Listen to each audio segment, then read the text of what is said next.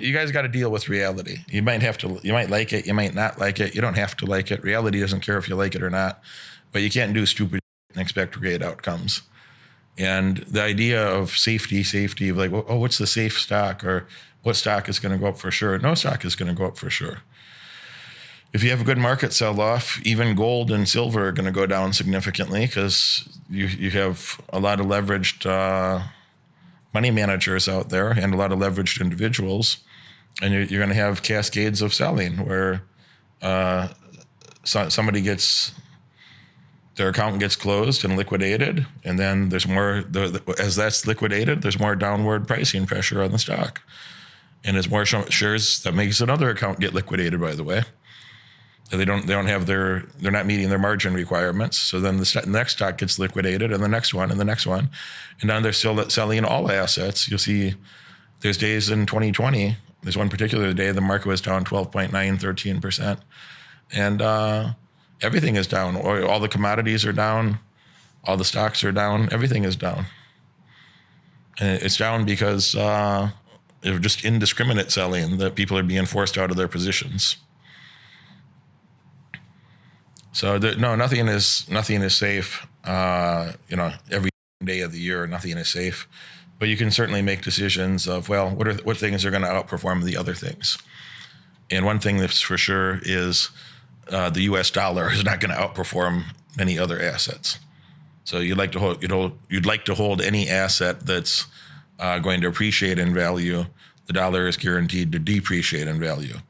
They don't even hide it. The Federal Reserve talks about targeting 2% inflation.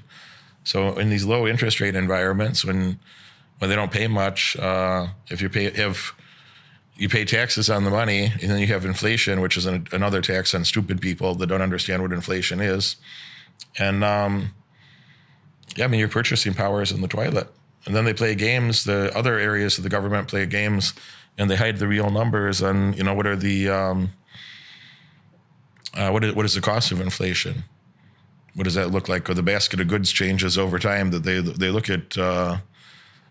That they measure the inflation with. So the whole system, there's corrupted elements in the entire system, and it favors people that are smart enough to be like, okay, I'm going to have some wins and I'm going to have some losses. And what are the things that I have to accept that? And what are the things that are more likely to win over time? And the idea of running to the dollar for safety is one of the worst things you could do. When the economy is doing poorly and the markets are selling off, it's a great time to buy more. It's the best time to buy more. And when things are at all-time high, well, that's not a good time to have leverage in your account, and that's not a good time to be buying. Like someday the music stops and everything crashes, and that's fine. But be prepared for those days so you can buy a lot of stocks when you have big opportunities. Don't be worried about, I might miss out on 12%. Well, you might miss out on 500% trying to get 12%. So I think of it that way. I hope that that makes sense to you. Neil says, hey, Derek, what insights do you get from the market psychology by looking at the technical analysis, if you find it useful at all? Well, the crazy thing about the technical analysis, a lot of it is just witchcraft and voodoo. And you might as well kill a chicken and you drain its blood in a pan and scatter a few bones in there and, swish it around and see what the heavens say about that. It's just some voodoo nonsense. But so many people believe in the voodoo nonsense that it does change the market. And it will be programmed into the algorithms, which changes the market again. So some of the voodoo nonsense that initially made no sense at all, it becomes part of the algorithms and it becomes part of reality. So, you do have to have some awareness of what are the technical indicators that other people would be looking at. What are the technical indicators that might drive the market because other people think that those indicators mean something, even if it's totally crazy and it doesn't mean much at all.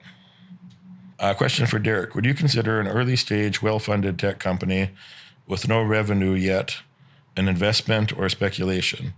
What are the indications you're looking for that will make it an option to buy? I don't buy any early stage companies.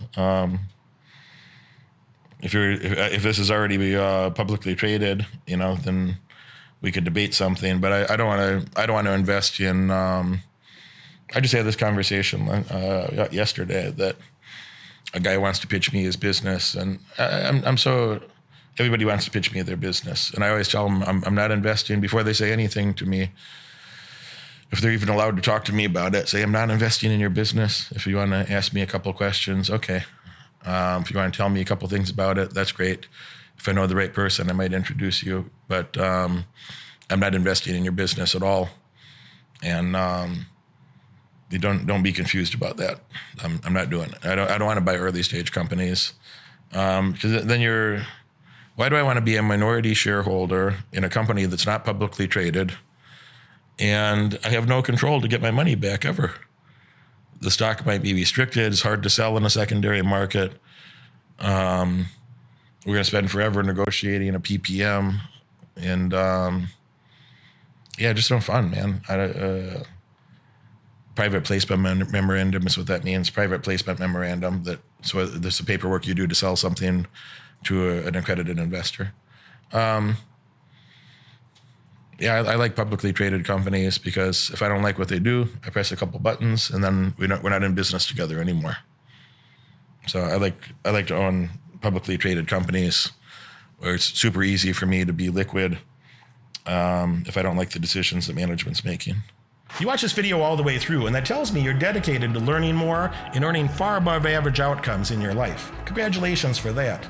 But now it's time to take action. If you could have earned those results by yourself, you would have done it already. My head coach has opened up a few spots on his high-demand calendar for an in-person, one-on-one strategy session to help you. On this call, we'll give you the pragmatic advice that you can implement tonight to get laser-focused on the right metrics and leave mediocrity far behind in your past. Click that link right now in the description below and apply for your call immediately. Do it now.